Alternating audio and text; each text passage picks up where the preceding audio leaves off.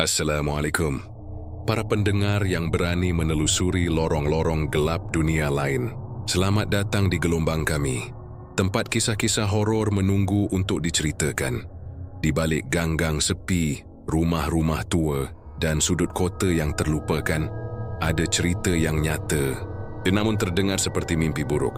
Bersiaplah mendengar bisikan dari masa lalu, rahasia yang tak ingin terbuka, dan kengerian yang bisa membuat bulu kuduk berdiri.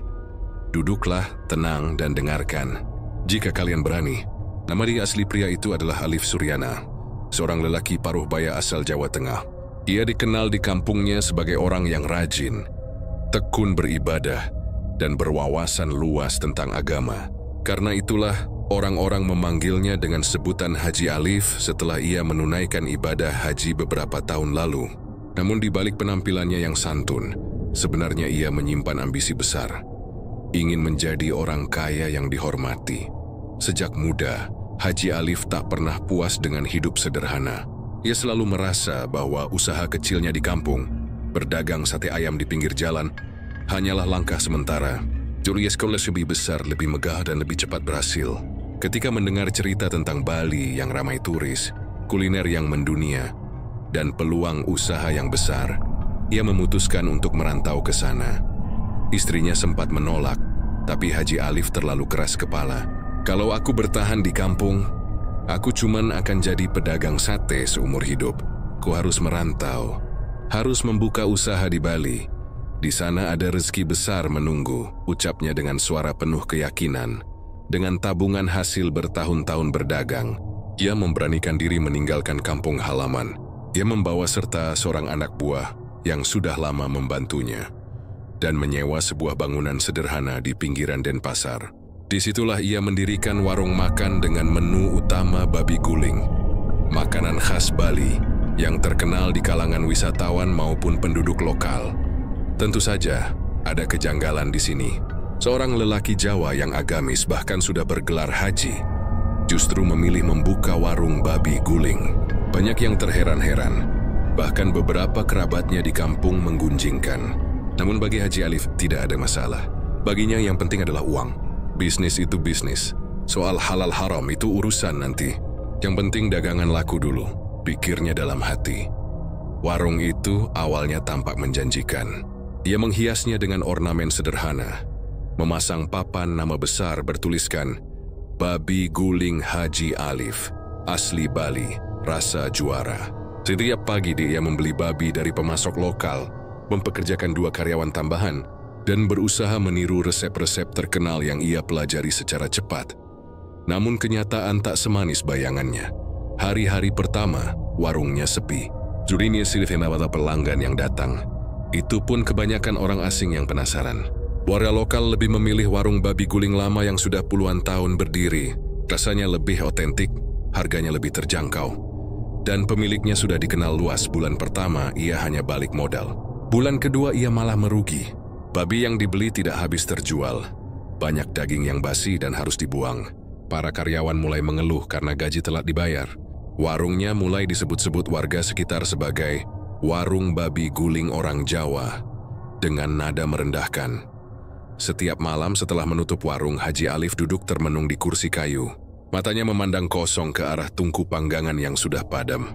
Suara cengkerik dan gonggongan anjing di kejauhan menjadi latar dari kegelisahannya. Kenapa begini? Apa aku salah langkah? Kenapa warungku sepi padahal aku sudah habiskan banyak uang? Batinnya resah, ia merasa terhina. Di kampung, ia dikenal sebagai orang yang bisa diandalkan. Tapi di tanah perantauan ini, ia hanya dianggap pendatang yang sok ingin bersaing dengan pengusaha lokal. Rasa gengsi dan harga dirinya sebagai seorang perantau Jawa mulai tersulut. Tidak mungkin aku pulang dengan tangan kosong. Tidak mungkin aku jadi bahan ejekan, gumamnya sambil mengepalkan tangan. Di sisi lain, ada hal lain yang membuat Haji Alif makin tertekan. Dia melihat sendiri bagaimana warung-warung babi guling terkenal selalu penuh pembeli. Setiap hari antrean panjang sampai ke pinggir jalan. Pemiliknya bisa tersenyum lebar, menerima uang tanpa henti. Sementara ia yang sudah habis-habisan modal, hanya bisa gigit jari melihat warungnya kosong. Malam demi malam pikirannya dipenuhi kebencian dan iri hati. Ia mulai mencari cara cepat, Ia percaya ada jalan pintas untuk meraih sukses, sesuatu yang tidak bisa diraih hanya dengan kerja keras. Dalam kesepiannya, ia teringat kisah-kisah lama tentang pesugihan yang pernah ia dengar di kampung. Orang-orang kaya itu kadang ada yang jalannya lewat hal gaib, bisiknya pada dirinya sendiri. Ia mulai membuka diri pada pikiran-pikiran yang sebelumnya ia anggap tabu.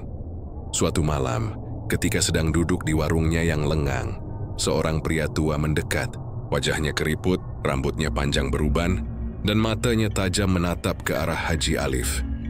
Pria itu memperkenalkan diri sebagai Mangku Sura, seorang Balian, dukun tradisional Bali. Dengan suara berat, juga berkata, "Aku tahu engkau sedang kesulitan. Haji, aku juga tahu engkau ingin warungmu ramai."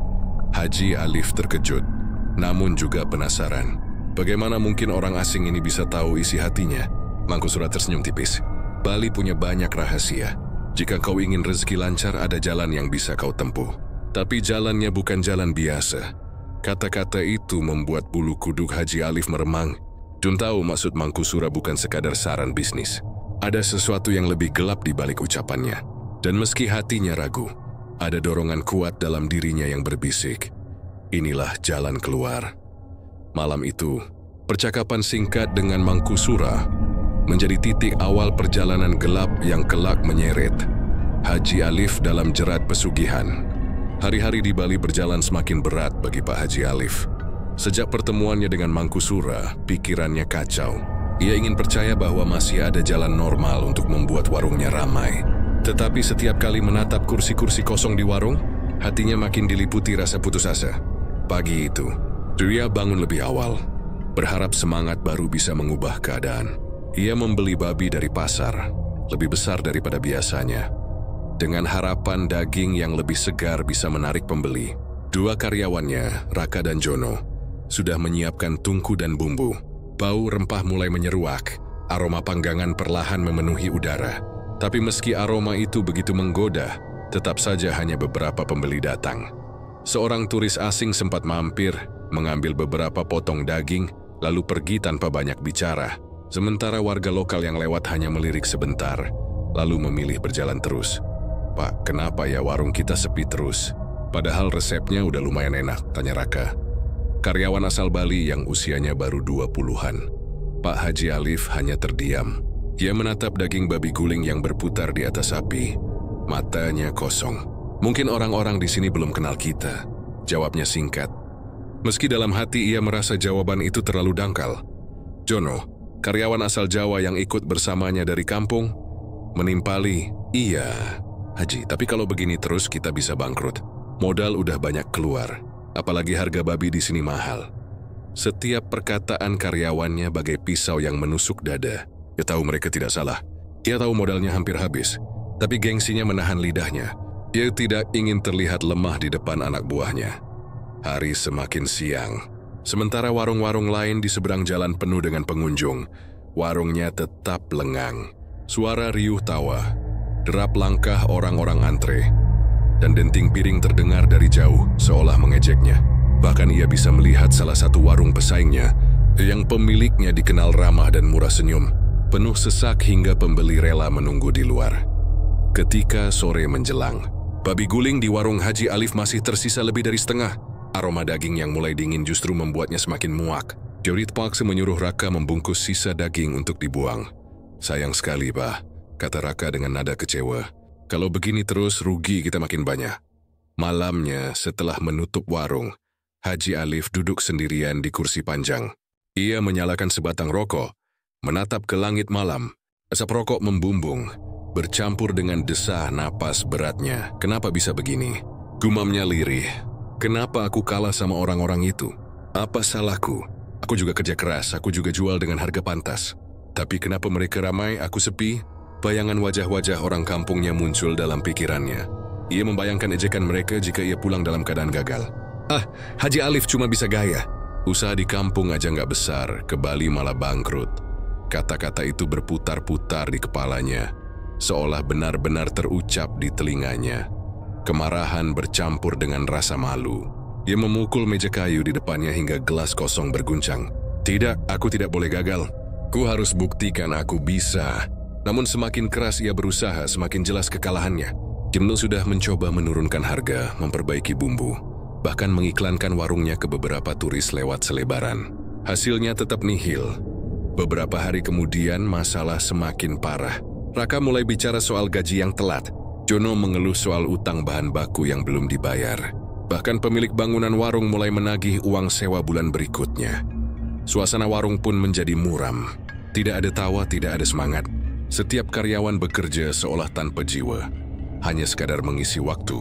Sementara Haji Alif makin sering menyendiri, duduk termenung hingga larut malam. Dalam kesepian itu, pikirannya kembali teringat pada Mangku Sura, pria tua yang pernah mendatanginya. Kata-kata dukun itu berulang kali terngiang. Bali punya banyak rahasia. Jika kau ingin rezeki lancar, ada jalan yang bisa kau tempuh. Tapi jalannya bukan jalan biasa. Hati kecilnya menolak, tapi hatinya yang lain justru tertarik. Ia sadar, jalan yang ditawarkan bukan jalan halal. Tapi bagaimana dengan warungnya? Bagaimana dengan gengsi dan impian yang sudah ia bangun? Malam itu, ia tidak bisa tidur. Bayangan kursi-kursi kosong, wajah para pesaing yang tertawa, debiat karyawan-karyawan yang mulai hilang semangat. Semuanya membuat dadanya sesak. Ia berjalan mondar-mandir di dalam warung, matanya merah, pikirannya kacau. Kalau aku terus begini, aku benar-benar hancur. Tapi, kalau aku mau sedikit berkorban, mungkin nasibku berubah. Dalam kebimbangan itu, ia mengambil keputusan. Dili harus menemui Mangku Sura lagi. Keesokan harinya, ketika matahari terbit, Haji Alif berpura-pura seperti biasa di depan karyawannya. Dia memberi instruksi, menyiapkan bahan, lalu pergi dengan alasan membeli bumbu tambahan. Padahal sebenarnya, ia melangkah menuju rumah seorang Balian yang konon tinggal tak jauh dari desa, tempat ia membuka warung. Di jalan, jantungnya berdebar kencang. Ia tahu jika ia melangkah lebih jauh, ia tidak akan bisa kembali seperti semula. Tapi rasa penasaran, iri, dan ambisinya jauh lebih besar daripada ketakutannya. Di kejauhan, bayangan rumah Mangku Sura yang dikelilingi pohon tua mulai terlihat. Udara seolah lebih dingin di sana, dan suasana terasa berbeda dari tempat-tempat lain. Dengan langkah gontai, ia mendekat. Hatinya bergetar, tapi ada suara dalam dirinya yang berbisik. Inilah jalan menuju kejayaanmu. Langkah kaki Pak Haji Alif terasa berat ketika memasuki halaman rumah Mangku Sura. Rumah itu terbuat dari kayu tua, berdiri di antara pepohonan besar yang rimbun. Suasana sekitarnya sepi, hanya suara angin yang berdesir dan daun-daun kelapa yang bergoyang. Aroma dupa samar-samar tercium dari dalam rumah, bercampur dengan bau tanah lembab. Ia berhenti sejenak di depan pintu, merasakan bulu kuduknya berdiri. Namun sebelum ia sempat mengetuk, suara serak terdengar dari dalam. "Masuk saja, Haji. Aku sudah menunggumu." Kata-kata itu membuat jantungnya berdegup lebih cepat. Dulu mesangta paine si biawen, seperti dukun itu sudah tahu siapa yang datang. Dengan langkah pelan, ia membuka pintu dan masuk ke dalam. Ruangan itu remang-remang, hanya diterangi beberapa lampu minyak kecil. Di pojok ruangan, ada sesajen berupa buah, bunga, dan mangkuk berisi darah hewan yang masih segar. Di tengah ruangan, Mangku Sura duduk bersila. Matanya tajam menatap Alif seakan bisa menembus isi kepalanya. "Kau datang juga?" ujar Mangku Sura sambil tersenyum tipis. "Aku tahu hatimu sudah lama goyah. Kau ingin warungmu ramai, kau ingin kaya, kau ingin dihormati. Bukan begitu?" Pak Haji Alif menelan ludah. Juro Ingsi menyangkul. Tapi tarata itu terlalu tepat. Kiwirwe hanya bisa mengangguk pelan.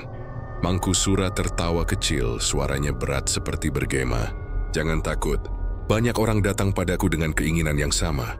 Kau hanyalah salah satu dari mereka. Dan aku bisa membantumu, asal kau mau mengikuti syarat-syaratnya." Alif menghela napas. "Apa syaratnya?" tanyanya dengan suara parau.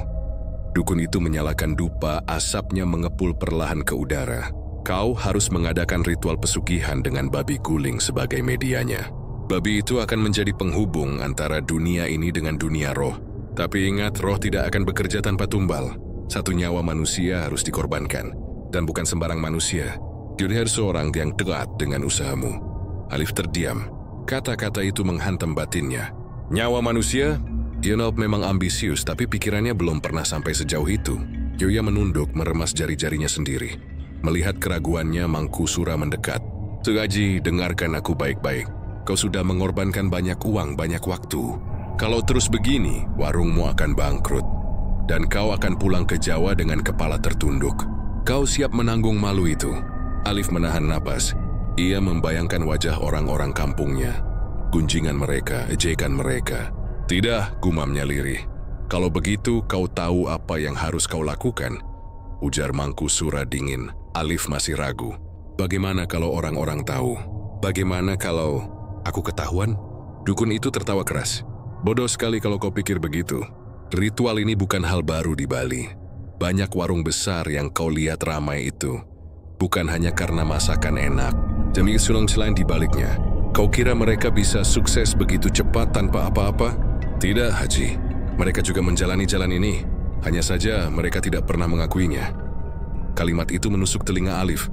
Ia mulai percaya. Teringat warung-warung babi guling terkenal yang selalu penuh. Rasanya mustahil jika hanya mengandalkan usaha biasa. Ada sesuatu di baliknya. Dan kini ia merasa seperti ditawari kunci rahasia yang selama ini ia cari. "Kalau aku setuju, yang harus diulaskan." Suaranya bergetar. Mangku Sura mengeluarkan sebilah keris kecil dari dalam kotak kayu. Keris itu berkilat meski ruangan temaram. "Pertama, kau harus menyiapkan babi besar, yang sehat dan kuat. Malam purnama nanti kita akan menyembelihnya. Dagingnya akan dibakar seperti biasa, tapi sebagian akan dijadikan sesaji untuk roh penunggu." Ia berhenti sejenak, lalu menatap Alif dengan tatapan tajam. "Kedua, tumbal manusia. Tidak perlu banyak, cukup satu. Karyawanmu yang baru misalnya. Dia masih muda, darahnya kuat. Itu cukup untuk membuka jalan. Setelah itu warungmu akan penuh. Rezeki akan mengalir dan kau akan jadi orang besar di tanah ini." Alif merasa keringat dingin membasahi pelipisnya. Ia membayangkan wajah Raka dan Jono, para karyawannya. Mereka memang bawahan, tapi tetap saja manusia. Bagaimana mungkin ia tegak? Tapi suara lain dalam kepalanya berkata, "Kalau tidak, kau akan gagal. Kalau tidak, kau akan pulang dengan malu." Mereka hanya karyawan, bisa diganti kapan saja. Mangku Sura seakan bisa membaca pikirannya. "Jangan pikir terlalu jauh.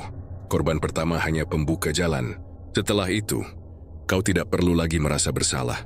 Kau akan terbiasa. Dan setiap kali rezekimu seret, roh akan meminta tambahan. Itu harga yang harus dibayar."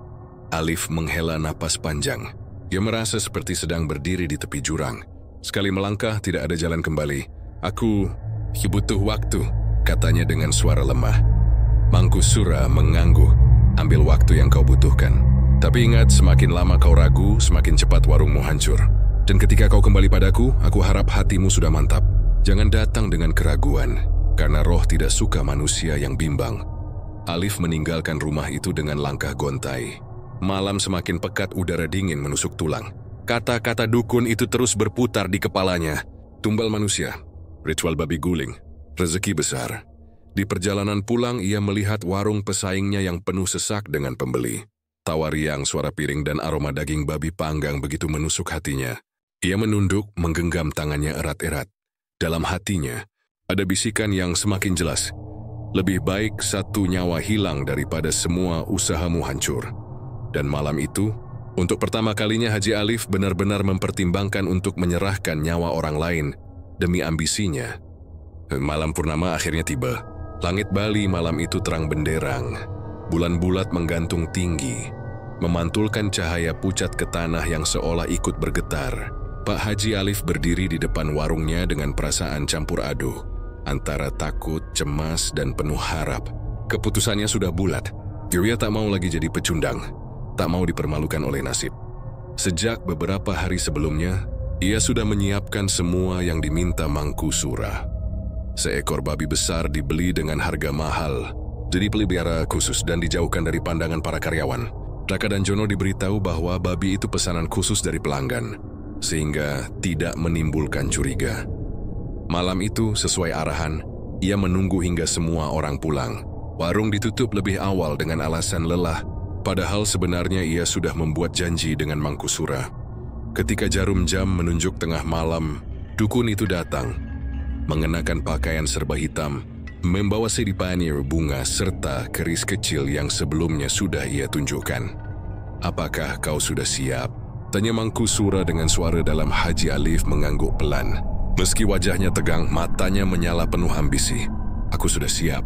Lakukan apa yang harus dilakukan. Babi besar yang diikat di halaman mulai gelisah, seakan merasakan energi aneh di udara. Matanya liar, tubuhnya bergetar. Mangkusura menancapkan beberapa batang dupa di tanah. Asapnya mengepul, membawa aroma menusuk yang bercampur dengan wangi darah segar dari mangkuk persembahan. Babi ini akan menjadi jembatan, ucap Mangkusura sambil melafalkan mantra dalam bahasa Bali kuno. Suaranya berat bergetar seakan berasal dari dalam bumi. Namun jembatan tidak akan terbuka tanpa tumbal manusia. Alif menelan ludah. Dadanya sesak. Dia tahu saat inilah yang paling menentukan. Mangkusura menoleh kepadanya. Karyawanmu yang baru, Jono, cukup. Ia masih muda, darahnya hangat. Malam ini ia harus diserahkan. Alif hampir tak sanggup mendengarnya. Tapi bayangan bangkrut, pulang dengan hina, dan menjadi bahan ejekan jauh lebih menakutkan baginya. Dengan tangan gemetar ia mengangguk. Bagaimana caranya? Mangkusura tersenyum dingin. Tidak perlu repot. Aku sudah siapkan jalan. Tak lama kemudian Jono datang dipanggil dengan alasan membantu memotong babi malam itu. Ia terlihat heran, tapi karena rasa hormat pada majikannya, ia menuruti. Pak, kenapa malam-malam begini? Ada acara khusus? Tanyanya sambil menguap. Alif hanya tersenyum hambar. Iya, ada pesanan khusus. Kau bantu sebentar, Jono menuruti. Namun begitu ia masuk ke halaman belakang, Mangkusura tiba-tiba bergerak cepat. Keris kecilnya melesat ke leher Jono, membuat pemuda itu terperanjat. Suara serak tercekat keluar dari mulutnya sebelum darah memancar deras. Tubuhnya ambruk, matanya terbuka lebar, seolah masih tak percaya majikannya tega. Alif terpaku, wajahnya pucat, tangannya gemetar. Aku, diam, bentak Mangkusura. Kau sudah memilih jalan ini. Jangan ragu lagi. Tubuh Jono yang berlumuran darah ditarik ke dekat babi. Mangkusura mengucapkan mantra, mencampur darah manusia dengan darah babi.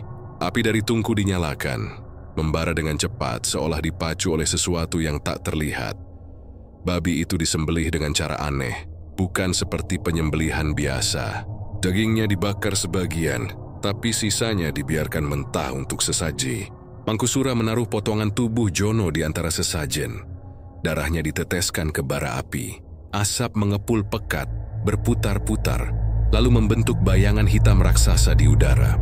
Suara erangan rendah terdengar seperti suara babi, namun bercampur dengan jeritan manusia.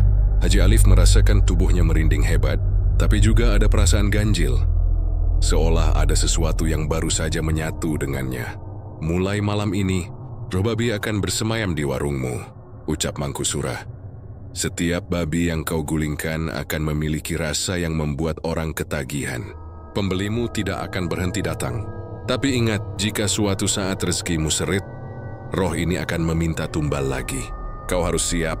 Alif menunduk, masih gemetar, tapi ada senyum tipis tersungging di wajahnya. Ketakutan bercampur dengan harapan besar. Asal aku bisa berhasil, apapun akan kulakukan. Mangkusura menatapnya dalam-dalam. Kau sudah menyerahkan dirimu. Mulai sekarang, tidak ada jalan kembali. Malam itu, ritual berakhir dengan pembakaran sisa sesaji. Tubuh Jono hangus bersama daging babi, menjadi santapan roh yang tak kasat mata. Asapnya melayang ke langit, seolah membawa kabar pada dunia gaib bahwa perjanjian telah dimulai. Haji Alif pulang ke rumah dengan tubuh lelah, tapi pikirannya bergejolak.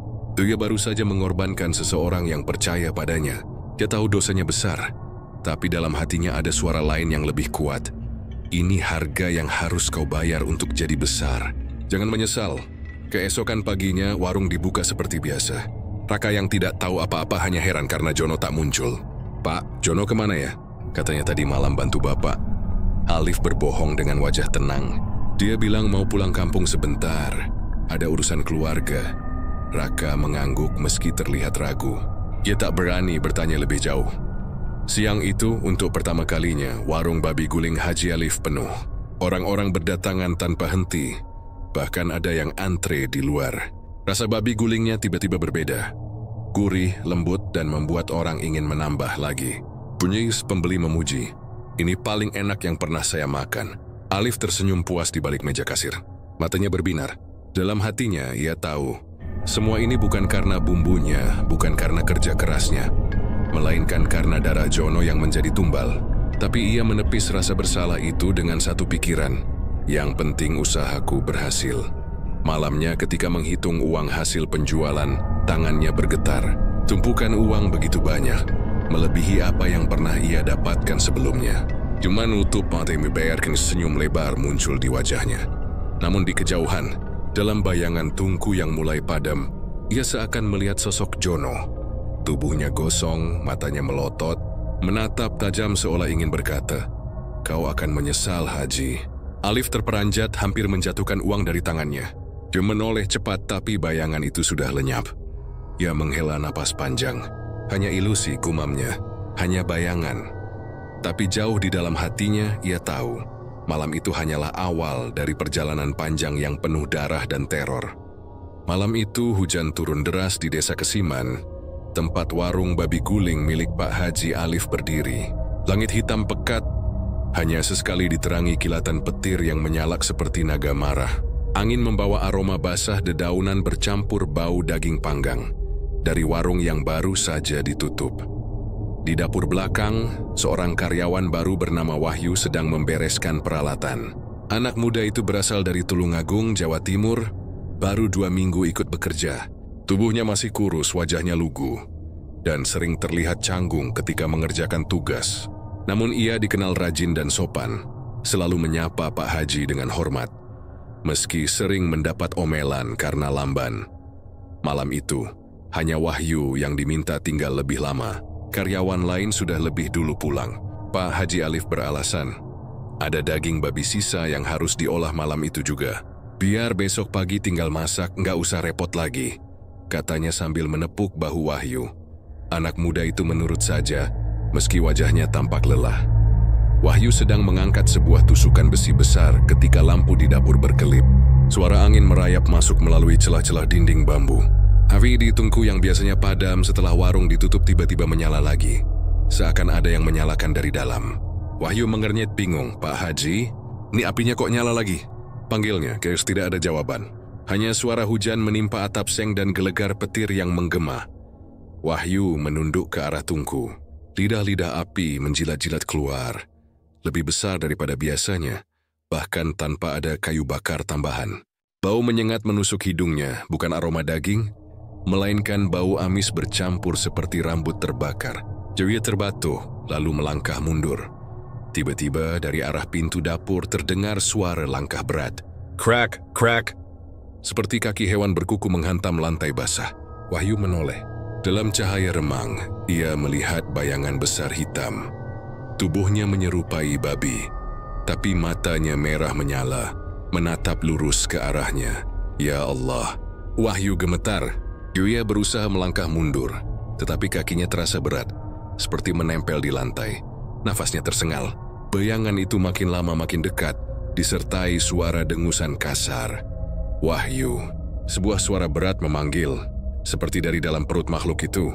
"Kau, tumbal pertama." Anak muda itu menjerit. Tubuhnya tiba-tiba terdorong ke arah Tungku yang menyala. Api menyambar baju dan kulitnya, membakar cepat seperti kain yang disiram minyak. Wahyu menggelepar, jeritan panjangnya bercampur dengan suara hujan deras. Matanya melotot, wajahnya melepuh, hingga akhirnya tubuhnya jatuh ke dalam bara. Ketika api mulai mereda, yang tersisa hanya bau daging hangus dan abu berwarna hitam pekat. Tidak ada siapa-siapa di dapur selain Tungku yang masih menyala. Di sudut ruangan, berdiri Pak Haji Alif dengan wajah pucat namun tersenyum tipis. Tangannya masih menggenggam tasbih. Bibirnya komat kamit membaca doa yang entah doa apa. Di belakangnya, sosok dukun Bali yang sebelumnya ia temui berdiri dengan sorot mata puas. "Pesugihan sudah menerima tumbal pertamanya," kata sang dukun lirih. "Mulai besok warungmu akan ramai." Pak Haji Alif menelan ludah, tubuhnya gemetar, namun matanya berbinar penuh ambisi. "Asal usaha saya maju, asal orang berbondong-bondong datang, saya rela." Keesokan paginya, para karyawan geger ketika menemukan Tungku masih menyala padahal tidak ada yang menyalakan. Wahyu tidak terlihat di mana-mana. Pak Haji dengan tenang mengatakan, "Wahyu semalam pulang kampung mendadak. Katanya ada keluarga yang sakit. Cerita itu dibiarkan begitu saja. Namun para karyawan mulai mencium kejanggalan. Di dapur kadang terdengar suara erangan manusia terbakar. Aroma hangus seperti daging gosong sesekali menyelinap di antara bau babi guling. Hari itu, benar saja warung Pak Haji Alif dipenuhi pengunjung. Orang-orang datang dari berbagai tempat. Bahkan ada yang rela antre panjang di bawah terik matahari. Semua memuji rasa babi guling yang disebut lebih nikmat daripada warung manapun di Bali. Pak Haji Alif berdiri di depan warungnya, tersenyum lebar, menyambut setiap pembeli. Dalam hatinya, ia tahu kesuksesan ini dibayar mahal. Namun senyum di wajahnya tak pernah pudar. Di suatu sudut dapur yang gelap dari balik tungku, samar-samar terdengar bisikan. Suara Wahyu yang terbakar, "Pak Haji, tolong, panas sekali." Dan dari dalam api yang sesekali berkobar, sepasang mata merah babi jadi-jadian masih mengintai, menunggu tumbal berikutnya. Sejak kepergian Wahyu yang tak pernah kembali, warung babi guling Pak Haji Alif berubah drastis. Hampir setiap hari pembeli memadati tempat itu. Orang-orang rela mengantre panjang. Bahkan ada yang datang dari luar kota hanya untuk mencicipi babi guling yang disebut-sebut paling nikmat di Bali. Rasa dagingnya memang berbeda. Empuk, gurih, bumbu meresap sempurna dan kulitnya selalu renyah. Banyak pelanggan berkata, sekali mencoba, mereka sulit melupakan rasanya, seolah-olah ada sesuatu yang membuat lidah ketagihan. Namun di balik keramaian itu, ada hal-hal aneh yang hanya dirasakan oleh para karyawan. Suatu malam, Maid, salah satu karyawan asal Karangasem, sedang membersihkan dapur setelah warung tutup. Ia tiba-tiba mendengar suara seseorang mengerang dari dalam tungku. Awalnya ia mengira suara kucing yang terjebak, tapi ketika ia mendekat, bulu kuduknya merinding. Panas, tulung, panas. Suara itu jelas suara manusia. Dan lebih menyeramkannya lagi, suara itu mirip dengan Wahyu, karyawan yang katanya sudah pulang kampung. Maid mundur ketakutan. Dia segera keluar dan berlari ke kamar karyawan tanpa berani menoleh lagi. Malam itu ia tidak tidur nyenyak.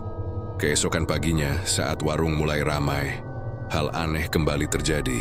Seorang pembeli perempuan tiba-tiba pucat setelah mengunyah daging babi guling. Ia terhuyung keluar dari warung sambil menutup mulutnya.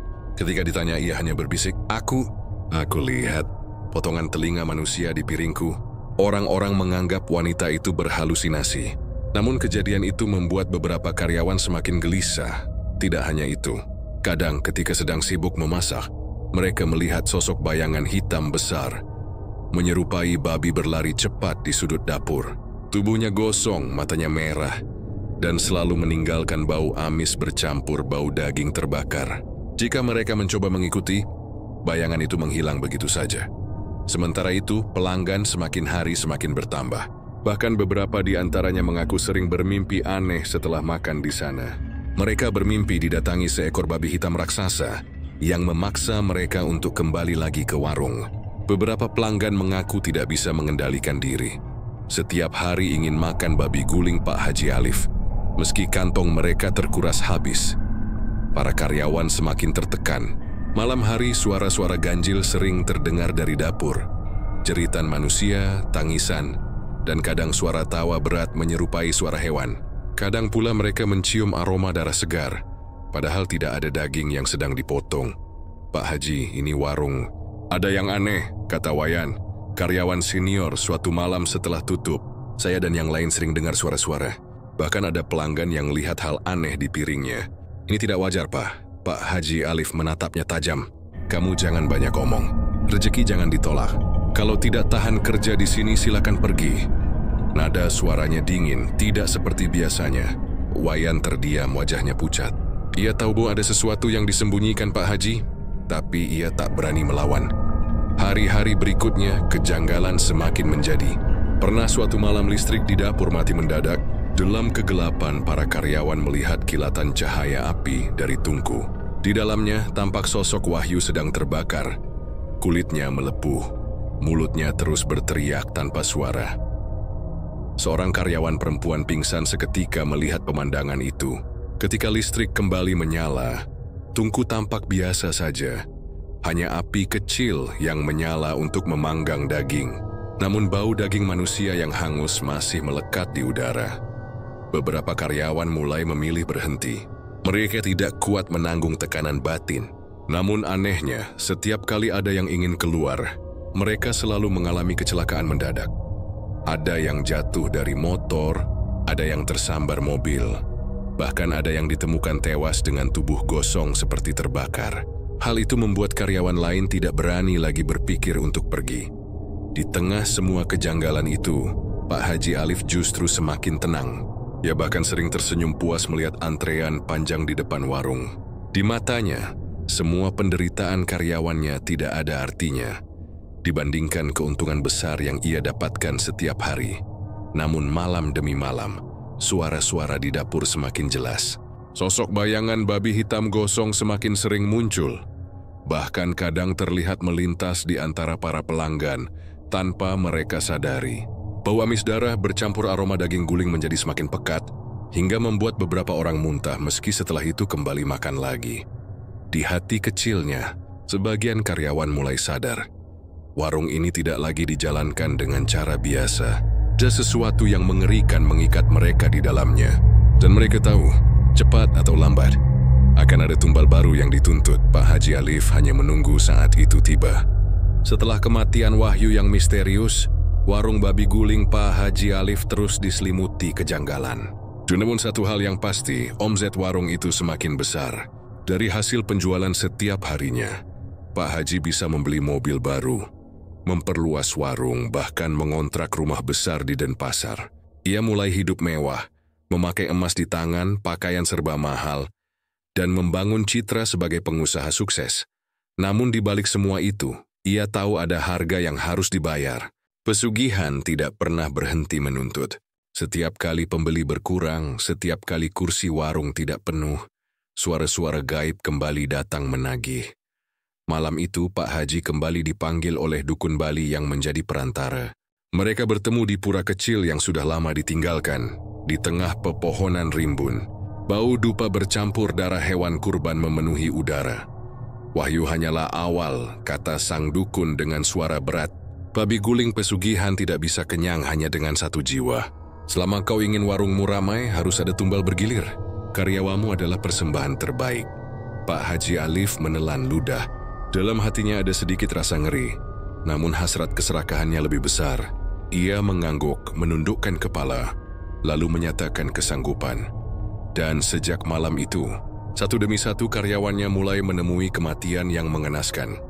Kejadian pertama menimpa Niluh, seorang perempuan muda yang bertugas di bagian kasir. Suatu malam, saat sedang merapikan uang hasil penjualan, ia sendirian di warung. Tiba-tiba api tungku yang sudah padam kembali menyala. Dari dalam api itu muncul suara Wahyu yang terbakar. Niluh, ikut aku. Ketika karyawan lain datang keesokan harinya, mereka menemukan tubuh Niluh gosong di kursinya, seolah-olah terbakar api besar. Anehnya saja tidak ada bekas api di sekelilingnya. Pak Haji Alif mengatakan itu akibat listrik korslet. Semua orang hanya bisa diam, meski bulu kuduk mereka merinding. Tidak lama setelah itu, giliran Gede, seorang tukang masak yang paling senior. Dia dikenal ulet dan pandai mengolah bumbu. Namun suatu malam, ia ditemukan tewas dengan kepala terjebak di dalam panci besar berisi minyak panas. Kulit wajahnya melepuh, matanya terbelalak, lidahnya terjulur. Orang-orang mengira ia terpleset, tapi karyawan lain bersumpah bahwa sebelumnya mereka mendengar suara tawa berat dari arah dapur. Kematian terus berlanjut. Ketut, tukang cuci piring, tiba-tiba terjebak di dalam oven besar. Tubuhnya terpanggang mengeluarkan bau yang sangat menyengat. Seorang karyawan yang menemukan jasadnya muntah-muntah hingga pingsan. Sementara itu, setiap kali ada tumbal baru, warung semakin ramai. Orang-orang makin ketagihan. Beberapa bahkan datang setiap hari tanpa henti. Wajah mereka pucat, mata kosong, seolah ada yang mengikat mereka untuk terus makan di sana. Karyawan yang masih hidup-hidup dalam ketakutan, mereka sering mendengar suara langkah babi di malam hari, atau melihat sosok karyawan yang sudah mati muncul sebentar lalu menghilang. Kadang mereka melihat Niluh berdiri di dekat kasir dengan tubuh gosong, atau Wahyu yang berteriak di dalam tungku. Wayan, salah satu karyawan yang masih bertahan, Suatu malam memberanikan diri untuk berbicara dengan Pak Haji. "Pak, ini sudah tidak benar. Satu persatu teman kami mati. Saya tidak mau lagi bekerja di sini. Lebih baik saya keluar." Pak Haji menatapnya dengan sorot mata tajam yang tidak biasa. "Kamu yakin mau keluar, Yan? Kalau kamu keluar, bisa jadi kamu malah jadi tumbal di luar sana." Ingat itu. Ancaman halus itu membuat Wayan terdiam. Dia merasa seolah dirinya tidak punya pilihan lain selain bertahan. Hari-hari berjalan, dan suasana warung semakin mencekam. Beberapa pelanggan mulai mengeluhkan hal-hal aneh. Ada yang melihat potongan jari manusia di piringnya, ada yang mendengar tangisan dari dalam nasi. Bahkan ada yang bermimpi setiap malam didatangi babi hitam gosong. Namun anehnya, bukannya takut, mereka justru terus kembali dan makan lagi. Di dapur, setiap kali karyawan memanggang babi, mereka merasa seolah ada wajah manusia di permukaan kulitnya. Kadang wajah itu menatap mereka dengan mata melotot, seolah minta tolong. Namun begitu mereka berkedip, wajah itu lenyap berganti kulit babi guling yang keemasan. Pak Haji Alif tidak pernah goyah. Ia justru semakin menikmati kesuksesannya. Uang mengalir deras, pelanggan tak pernah berhenti datang. Dalam hatinya ia tahu pesugihan menuntut tumbal bergilir, dan ia sudah siap memberikan siapapun yang bekerja padanya. Namun para karyawan yang masih hidup semakin yakin, cepat atau lambat, giliran mereka akan tiba. Malam demi malam, suara dari dalam tungku semakin jelas. 1, 2, 3. Siapa berikutnya? Dan setiap kali api menyala lebih besar dari biasanya, semua karyawan merinding, karena mereka tahu pesugihan babi guling milik Pak Haji Alif sedang lapar lagi. Seiring waktu, warung babi guling Pak Haji Alif makin dikenal orang. Namanya bahkan mulai masuk ke dalam rekomendasi kuliner di berbagai majalah dan media sosial. Orang-orang menganggapnya sebagai legenda baru kuliner Bali. Di balik gemerlap itu, kengerian yang dirasakan para karyawan makin menjadi-jadi. Mereka tidak hanya mendengar suara-suara aneh atau mencium bau amis darah.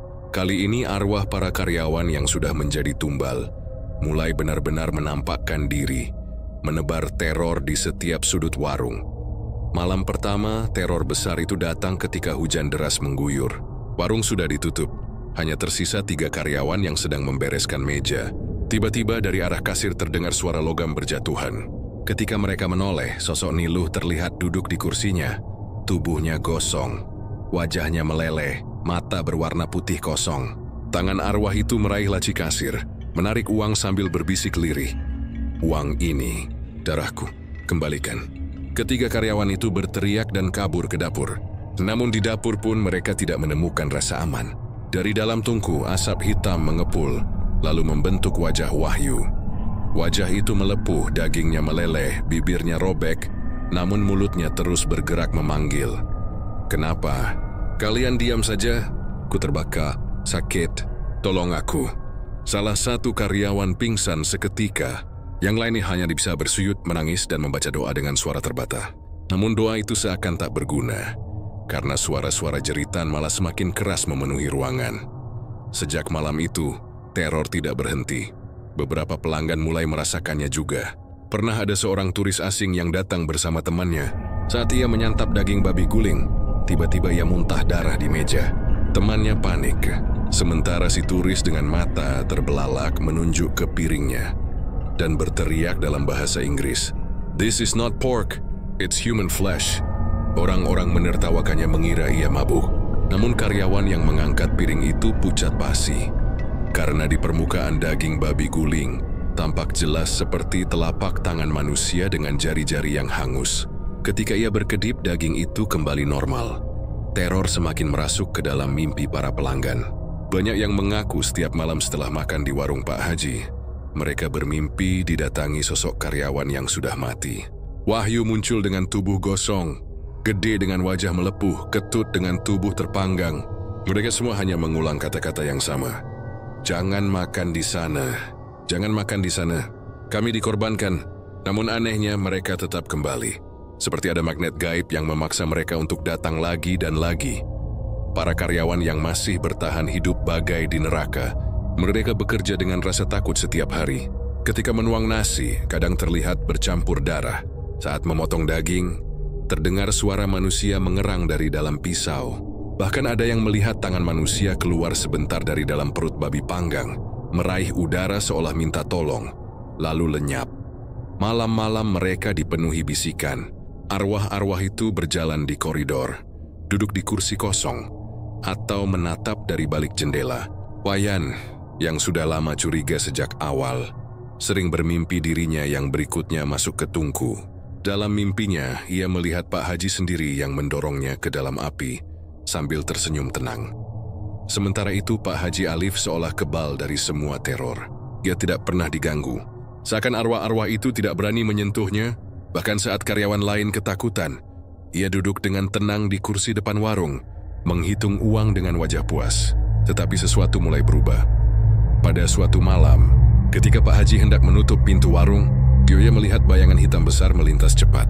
Seekor babi gosong raksasa dengan mata merah muncul sekilas, lalu menghilang. Ia terdiam sesaat, kemudian tersenyum tipis. Itu tandanya, waktunya hampir tiba lagi, gumamnya. Namun kali ini arwah-arwah yang menuntut balas tidak hanya menakut-nakuti. Demirkeus mulai berusaha menyerang. Seorang karyawan laki-laki bernama Komang hampir mati tercekik ketika bayangan hitam tiba-tiba melilit lehernya saat ia sedang mencuci piring. Untungnya ia berhasil lolos meski tubuhnya penuh luka lebam. Seorang pelanggan lokal juga sempat kerasukan. Yuri mendadak berdiri, matanya melotot, suaranya berubah berat. Di hadapan semua orang ia berteriak, "Darah, darah, kami mau darah lagi." Setelah itu ia pingsan dan tidak ingat apa-apa. Kabar kejanggalan ini mulai menyebar, tapi anehnya justru membuat warung semakin ramai. Orang-orang datang bukan hanya untuk makan, tetapi juga karena penasaran dengan cerita mistis di baliknya. Warung itu semakin terkenal dan Pak Haji semakin kaya. Namun malam demi malam, jeritan karyawan yang sudah mati semakin sering terdengar. Sosok-sosok mereka semakin jelas, tidak lagi sekadar bayangan. Jemerisi muncul di kursi, di dapur, di kasir, bahkan di antara para pelanggan. Beberapa orang mulai percaya bahwa mereka sedang makan ditemani roh gentayangan yang lapar. Para karyawan yang masih hidup tahu ini bukan sekadar teror. Ini adalah peringatan. Pesugihan babi guling Pak Haji Alif tidak hanya meminta tumbal manusia, tetapi juga membiarkan arwah mereka terjebak selamanya. Menjadi penghuni warung, menebar rasa takut, dan menunggu giliran korban baru. Dan malam itu, ketika hujan kembali turun deras, suara-suara dari tungku terdengar lebih keras dari sebelumnya. Bukan hanya Wahyu, Niluh, atau Gede, tetapi suara mereka bersatu, berteriak bersama, "Pak Haji, giliranmu sudah dekat." Untuk pertama kalinya, wajah Pak Haji Alif berubah pucat. Malam itu angin berhembus kencang dari arah selatan. Suara gamelan dari upacara di desa tetangga terdengar sayup-sayup, bercampur dengan bau dupa yang dibakar warga. Di warung babi guling Pak Haji Alif, suasana terasa berbeda. Seperti ada sesuatu yang menunggu, sesuatu yang tidak terlihat namun menekan dada setiap orang yang berada di sana. Para karyawan yang tersisa bekerja dengan wajah muram. Mereka tidak berani menatap mata Pak Haji, yang sejak beberapa hari terakhir tampak semakin dingin. Lelaki itu seakan kehilangan sisi manusianya. Senyum yang dulu kadang hangat kini berganti senyum tipis yang penuh misteri. Dia jarang bicara, hanya duduk di kursi depan sambil menghitung uang atau berzikir lirih dengan tasbih di tangan. Namun malam itu, semua berubah. Tepat ketika warung hendak tutup, api tungku tiba-tiba menyala sendiri dengan kobaran besar. Semua karyawan menjerit kaget. Dari dalam api terdengar suara-suara berlapis, jeritan Wahyu, Niluh, Gede, Ketut, dan korban-korban lain yang sudah mati. Suara mereka bergema bersamaan seakan datang dari jurang neraka. Darah, darah, balas dendam, balas dendam. Sap hitam mengepul dari tungku, lalu membentuk sosok babi hitam gosong yang sangat besar. Matanya merah menyala, giginya tajam, tubuhnya penuh luka bakar, dan dari mulutnya keluar cairan hitam berbau busuk. Sosok itu melangkah keluar dari tungku, menginjak lantai, membuat tanah bergetar. Para karyawan berlarian ketakutan.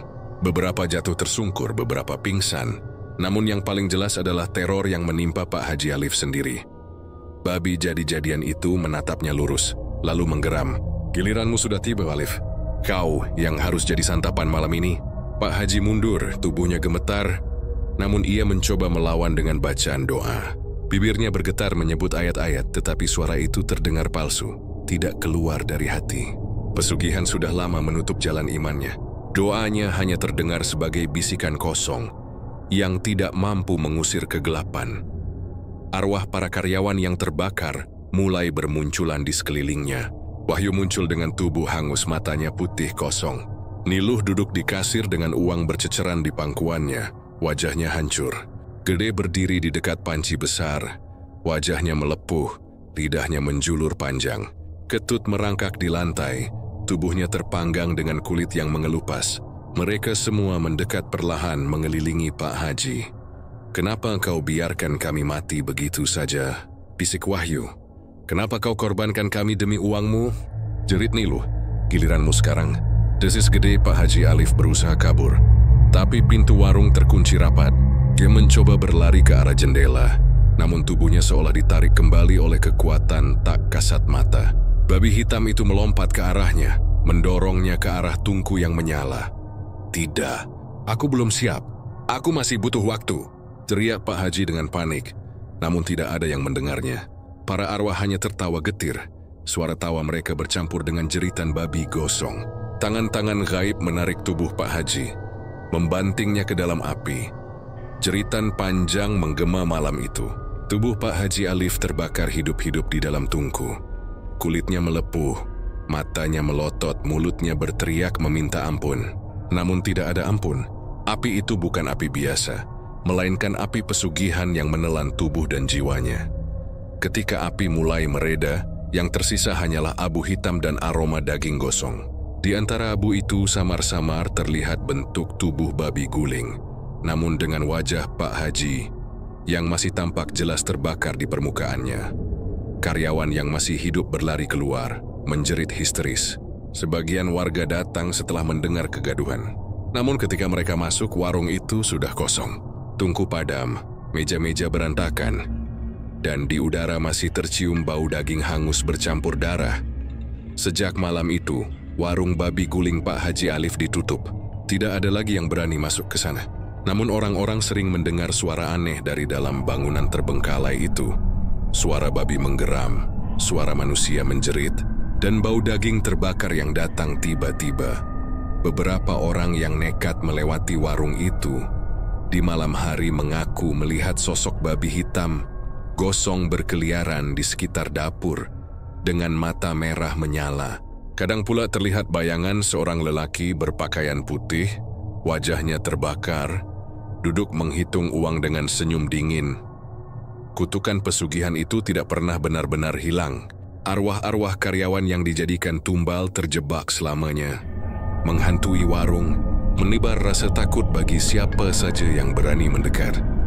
Dan nama Pak Haji Alif menjadi legenda kelam di Bali. Orang-orang berbisik, dia adalah perantau dari Jawa yang rela menumbalkan karyawannya demi kesuksesan. Namun pada akhirnya, keserakahannya sendiri yang menyeretnya ke dalam tungku neraka ciptaannya. Warung itu kini sunyi, tapi kisahnya terus diceritakan, menjadi peringatan bagi siapa saja yang ingin mencari jalan pintas dengan pesugihan. Karena setiap keberhasilan yang didapat dengan darah manusia akan selalu menuntut balasan yang lebih mengerikan